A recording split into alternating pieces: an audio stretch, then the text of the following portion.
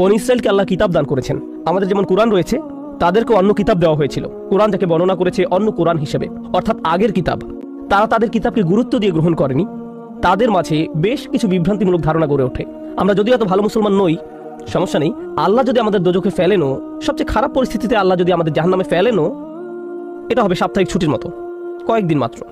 কারণ তিনি আমাদের এতই ভালোবাসেন যে মুসলমানরা শেষমেশ তো জান্নাতে যাবেই। তাই আমরা যদিও জাহান্নামে যাই, সেটা হবে অল্প কিছু দিনের জন্য, সমস্যা নেই। লান তামাসসানান নারু ইল্লা আইয়ামাম মা'দুদাত, গুটি কয়েকদিন ছাড়া আগুন কখনো আমাদের স্পর্শ করবে না, কিছুদিন মাত্র। ব্যাপারটা হলো, জান্নাত জাহান্নামের পূর্বে বিচার দিবস রয়েছে, যেটি একদিনের জন্য, সেটা 1000 বছর লম্বা হবে। জান্নাত বা জাহান্নাম নয়, আল্লাহর কথা অনুযায়ী শুধু বিচারের দিনটি এত লম্বা হবে। আর বিচারের দিনটি হবে মাত্র একদিনের, আর জান্নাত জাহান্নাম চিরকালের জন্য। তাই কেউ যখন বলে গুটি কয়েকদিন, তাকে এখনকার দিনের হিসেবে চিন্তা করলে তো হবে না। বর্তমানে পৃথিবী তার অক্ষ বরাবর ঘুরে, আমরা সূর্যের উদিত হওয়া এবং অস্ত যাওয়া দেখি। কিন্তু কিয়ামতের দিন সূর্য, চাঁদ এবং পৃথিবীর সবকিছুকে ধ্বংস করে নতুন একটা ব্যবস্থাপনা তৈরি করা হবে। তাই আমরা এখন যেভাবে 24 ঘন্টার হিসেব করি, সেভাবে রাত দিনের হিসাব করলে তো চলবে না যখন আখিরাত শুরু হবে। চলুন তাহলে সবার আগে এই ধারণাটি আমাদের মাথা থেকে ফেলে দেই। কোরআনের বহু জায়গায় জাহান্নামের আলোচনা করা হয়েছে, কিন্তু আমি শুধু কোরআন থেকে একটি বর্ণনা আপনাদের সামনে উপস্থাপন করতে চাই। আমার মতে এটি আল কোরআনের জাহান্নামের সবচেয়ে গুরুত্বপূর্ণ বর্ণনা। কোরআনের একজন ছাত্র হিসেবে আমি মনে করি এই বর্ণনাটি জাহান্নাম সম্পর্কে জানার শুরু মাত্র। কেউ যদি এই বর্ণনাটি বুঝতে পারে, তাহলে সে জাহান্নাম সম্পর্কে যথেষ্ট জানে। আয়াতটি শুরু করা হয়েছে এই কথা বলে, ওয়ালা ইন মাসসাতহুম, এমনকি যদিও। যখন আমরা বাংলায় বলি যদি আমি সেখানে যাই, যদি আমি সেখানে যাই, তাহলে তোমার সাথে দেখা হবে। কিন্তু কেউ যখন বলে যদিও আমি যাই, এর মানে হলো যাওয়ার সম্ভাবনা ক্ষীণ। তাই আয়াতটি যদিও দিয়ে শুরু হওয়ার মাধ্যমে এমন কিছু ঘটার সম্ভাবনা কমিয়ে দিয়েছে। এভাবে বলার মাধ্যমে আল্লাহ কোনো কিছুর উপর জোর কমিয়ে দেন। সহজ কথায় তিনি বাক্যটিকে দুর্বল করে দিচ্ছেন। যদিও, যদিও কি? যদিও মাসসাতহুম, যদিও এটা তাদের স্পর্শ করে। আরবিতে মাসসা অর্থ কোনো কিছু যখন আপনাকে সামান্যতম স্পর্শ করে, যেমন কোনো মাছি যখন কোনো মতে স্পর্শ করে, যদি সেকেন্ডের জন্য স্পর্শ করে তখন তাকে বলা হয় মাস। সুতরাং এটা যদি তাদেরকে কোনো মতে স্পর্শ করে 1 সেকেন্ডের জন্য, মাসসাতহুম। এখন কি তাদের স্পর্শ করে? আপনারা হয়তো ভাবছেন আগুন যদি তাদের স্পর্শ করে। আল্লাহ বলছেন নাফহাতুন, একটা হালকা বাতাস যদি তাদের স্পর্শ করে। চলুন এই বাতাস নিয়ে একটু আলোচনা করা যাক। আরবিতে নাফহাতুন বলতে বোঝায় দরজা বন্ধ করলে যখন সামান্য একটু বাতাস এসে পড়ে, পর্দা নড়ে ওঠে, অথবা কেউ জানালা বন্ধ করলে যেভাবে হালকা বাতাসে পর্দা নড়ে ওঠে। এই বাতাসের যা বাহির থেকে ভেতরে আসে বা ভেতর থেকে বাহিরে যায়, দুই ধরনের আছে। একটি হলো লাফহা, লাম যোগে, আর একটি হলো নাফহা। লাম যোগে লাফহা মানে বাতাসটি গরম, আর নুন যোগে নাফহা মানে বাতাসটি ঠান্ডা। আল্লাহ বলছেন এমনকি যদি ঠান্ডা বাতাস তাদেরকে স্পর্শ করে, যদি ঠান্ডা বাতাস তাদেরকে স্পর্শ করে তোমার প্রতিপালকের শাস্তি থেকে। তিনি এই আয়াতে জাহান্নাম কাউকে স্পর্শ করার কথা বলছেন না। তিনি এই আয়াতে আগুন কাউকে স্পর্শ করার কথা বলছেন না। তিনি এমনকি গরম বাতাস কাউকে স্পর্শ করার কথাও বলছেন না। তিনি আগুনের ঠান্ডা অংশের কথা বলছেন, আর এটা আপনাকে চিরকালের জন্য স্পর্শ করছে না। প্রসঙ্গত, আমরা ফিজিক্সে পদার্থের 3টি অবস্থার কথা শিখেছি: সলিড, লিকুইড এবং গ্যাস। সলিড বা কঠিন কিছু যদি স্পর্শ করে, আমরা তা অনুভব করতে পারি। এই মুহূর্তে গ্যাস আমাদেরকে স্পর্শ করছে, বাতাস এখন আমাদেরকে স্পর্শ করছে, আমরা এটা অনুভব করি না। আর এই আয়াতে আল্লাহ বর্ণনা করছেন কি তাদের স্পর্শ করছে? বাতাস তাদেরকে স্পর্শ করছে। কোন ধরনের বাতাস? অপেক্ষাকৃত গরম বাতাস নাকি ঠান্ডা বাতাস? ঠান্ডা বাতাস। ঠান্ডা বাতাস কোন রকম তাদেরকে স্পর্শ করছে। এই আয়াতের সবচেয়ে উল্লেখযোগ্য বিষয় হলো, আমি একটু আগে নাফহা এবং লাফহার কথা বলেছিলাম। অন্য কথায়, তারা এখনো জাহান্নামে প্রবেশ করেনি, তারা এর দিকে অগ্রসর হচ্ছে। আর জাহান্নামের অপেক্ষাকৃত ঠান্ডা বাতাস এসে কোনো মতে তাদেরকে স্পর্শ করলো। তখন তাদের প্রতিক্রিয়া কি? চিৎকার করে বলে উঠবে, ইয়া ওয়াইলানা, হায়, সবচেয়ে কঠিনতম শাস্তি আমাদের জন্য শুরু হয়ে গেছে।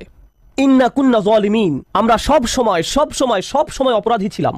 তারা সাথে সাথে তাদের সব অপরাধ স্বীকার করবে। যে কারণে এই আয়াতটি আমি সংক্ষেপে আপনাদের নিকট উপস্থাপন করলাম। প্রথমত, এই আয়াতে আল্লাহ জাহান্নামের শাস্তির অভিজ্ঞতা বর্ণনা করছেন না। আল্লাহ সকল বিশ্বাসীকে জাহান্নামের আগুন থেকে মুক্ত রাখুন।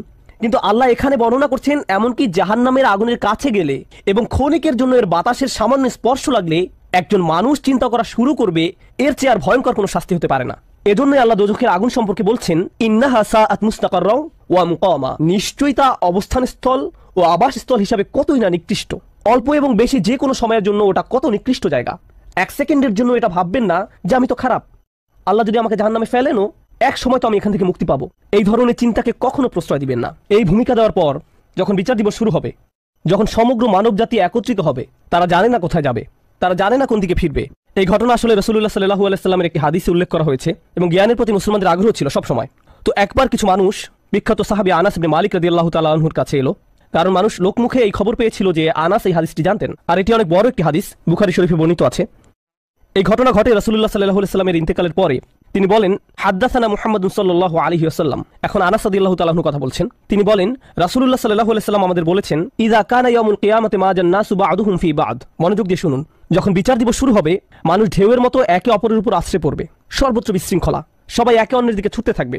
ফায়াতুনা আদম, তারা কোনো একভাবে আদম আলাইহিস সালামের দেখা পাবে, তারা তার কাছে ছুটে আসবে। ফায়াকুলুনা ইশফা আলানা ইলা রাব্বিক, সমগ্র মানব জাতি আদম আলাইহিস সালামের কাছে ছুটে আসবে এবং বলবে, আপনি কি দয়া করে আমাদের পক্ষ থেকে আল্লাহর সাথে কথা বলতে পারবেন? আমরা আল্লাহর ভয়ে ভীত। আপনি তো প্রথম মানুষ, আপনি তো সেই ব্যক্তি যাকে আল্লাহ ফেরেশতাদের সিজদা দিয়ে সম্মানিত করেছেন, আপনাকেই তো পছন্দ করা হয়েছে, আমরা সবাই আপনার সন্তান, আপনি আমাদের পিতা, তাই দয়া করে আমাদের জন্য আল্লাহর সাথে কথা বলুন, আমরা খুবই ভীত। এরপর তিনি বলবেন, ফায়াকুলু লাস্তু লাহা, তিনি বলবেন, আমি এর যোগ্য নই, আমি পারবো না। ফায়াকুলু লাস্তু লাহা ওয়ালাকিন আলাইকুম বিইব্রাহিম, তোমরা কেন ইব্রাহিমের সাথে কথা বলছো না? তোমাদের উচিত ইব্রাহিমের সাথে কথা বলা। অতএব মানব জাতি এখন কার খোঁজ করছে? ইব্রাহিম আলাইহিস সালাম। ফাইন্নাহু খলিলুর রহমান, তার কাছে যাও, কারণ তিনি রহমানের খুবই কাছের বন্ধু। ওয়াত্তাখাযাল্লাহু ইব্রাহিমা খলিলা, কুরআনে এসেছে আল্লাহ ইব্রাহিমকে তার বন্ধুরূপে গ্রহণ করেছেন। তাই ইব্রাহিমের কাছে যাও, তিনি তোমাদের সাহায্য করতে পারবেন। তারা ইব্রাহিমের কাছে যাবেন। ফায়াতুনা ইব্রাহিমা ফায়াকুলু লাস্তু লাহা, তারা ইব্রাহিমের কাছে গেলে তিনি বলবেন, আমি এর যোগ্য নই, আমাকে এই কাজের জন্য তৈরি করা হয়নি, আমি তোমাদের জন্য আল্লাহর সাথে কথা বলতে পারবো না। ওয়ালাকিন আলাইকুম বিমূসা, তোমরা কেন মুসা আলাইহিস সালামের কাছে যাচ্ছ না? তো মানব জাতি মুসা আলাইহিস সালামের কাছে দৌড়ে যাবে। ফাইন্নাহু কালিমুল্লাহ, তিনি আল্লাহর সাথে অনেক কথা বলতেন। ওয়া কাল্লামাল্লাহু মূসা তাকলিমা, আর আল্লাহ মুসার সাথে কথা বলেছেন সরাসরি। সুতরাং তিনি যেহেতু আল্লাহর সাথে কথা বলতে অভ্যস্ত, আজকে তো কথা বলার উত্তম সময়, তিনি তোমাদের পক্ষ থেকে আল্লাহর সাথে কথা বলবেন। ফায়াতুনা মূসা ফায়াকুলু লাস্তু লাহা, মানব জাতি দৌড়ে মুসা আলাইহিস সালামের কাছে যাবে, তিনি বলবেন, আমি এর যোগ্য না, আমি পারবো না।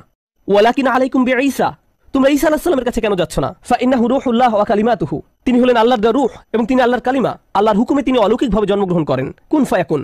অতএব তিনি যেহেতু সকল রাসূলদের মাঝে বিশেষ মর্যাদার অধিকারী, তার কাছে যাও, তার সাথে কথা বলো। সকল মানুষ দৌড়ে ঈসা আলাইহিস সালামের কাছে যাবে। ফায়াকুলু লাস্তু লাহা, তিনি বলবেন, আমি পারবো না, এই কাজ আমার জন্য নয়, আমাকে এই কাজের জন্য তৈরি করা হয়নি। তারপর তিনি বলবেন, ওয়ালাকিন আলাইকুম বিমুহাম্মাদিন সাল্লাল্লাহু আলাইহি ওয়াসাল্লাম, মানব জাতি তোমাদেরকে মুহাম্মদ সাল্লাল্লাহু আলাইহি ওয়াসাল্লামের কাছে যেতে হবে। মানুষেরা তখন রাসূলুল্লাহ সাল্লাল্লাহু আলাইহি ওয়াসাল্লামের কাছে যাবে। এখন রাসূল সাল্লাল্লাহু আলাইহি ওয়াসাল্লাম আমাদের বলছেন, ফায়াতুনি ফাআকুল, সবাই তখন আমার কাছে আসবে আর আমি তাদেরকে বলবো। এখন রাসূল সাল্লাল্লাহু আলাইহি ওয়াসাল্লাম আমাদের বলছেন, আনা লাহা, আমার জন্য এই কাজ, আমি এই কাজের যোগ্য। আনা লাহা ফাআস্তাযিনু আলা রাব্বি।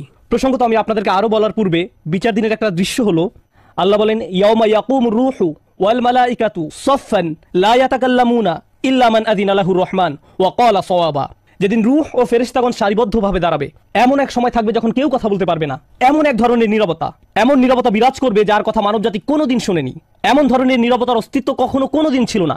সেই রকম পিনপতন নীরবতায় আল্লাহ বলেন, লা ইয়াতাকাল্লামুন, কেউ কথা বলতে পারবে না, ইল্লা মান আযিনা লাহুর রহমান, দয়াময় আল্লাহ যাকে অনুমতি দিবেন সে ব্যতীত। আর তিনি হলেন মুহাম্মদুর রাসূলুল্লাহ সাল্লাল্লাহু আলাইহি সাল্লাম। তিনি এমন সময় আল্লাহর কাছে আসবেন যখন সৃষ্টির কারো একটি শব্দ করার অনুমতি থাকবে না, সৃষ্টির কারো কোনো আওয়াজ শোনা যাবে না। তিনি আল্লাহর সামনে এসে আল্লাহর কাছে কথা বলার অনুমতি চাইবেন।